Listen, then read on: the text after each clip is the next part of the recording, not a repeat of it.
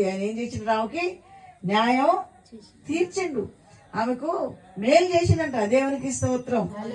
అలాంటి లోకంలో అలాంటి వాడుకున్నప్పుడు, అలాంటి పరిస్థితులు లోకంలో ఉన్నప్పుడు ప్రజలెళ్ళి ఒక భయపడని వ్యక్తికి, దేవుడు అంటే భయభక్తి లేని వ్యక్తికి వెళ్ళి మొరపెట్టుకుంటుంటే ఒక మనిషి ఆ మాట విని న్యాయం తీర్చినప్పుడు మనం దేవుని దగ్గర మొరపెడితే మనకు న్యాయం తీరవడా?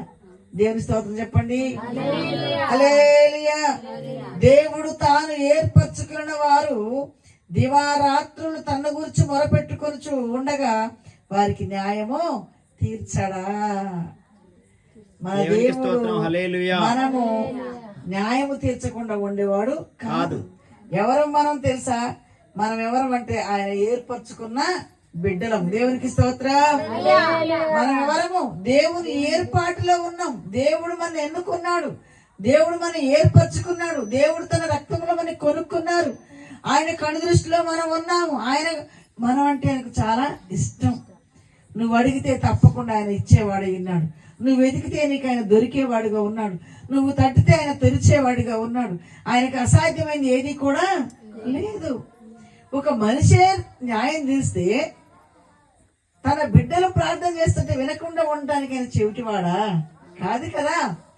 ఒక భయపడిన వాడు ఒక ఊరిలో ఉండి ఊరంతా కూడా ఉరికించుకునే ఒక వ్యక్తి, ఒక పేద విధవరాలు 10 సార్లు తిరిగితే మాటికి నన్ను ఇసుకిస్తుంది కాబట్టి ఒక న్యాయం చేయాలనుకున్నాడంట.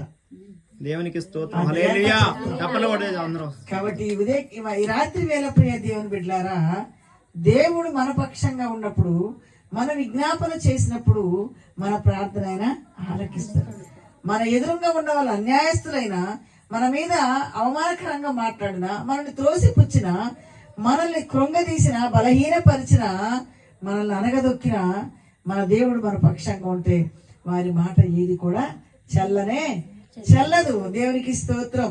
తాను ఏర్పరచుకున్న బిడ్డలు ఆయనను గూర్చి మొర పెడితే ఆయన వినకుండా ఉండడు. ఆయన వారికి త్వరగా న్యాయము తీర్చును. వారి విషయమే కదా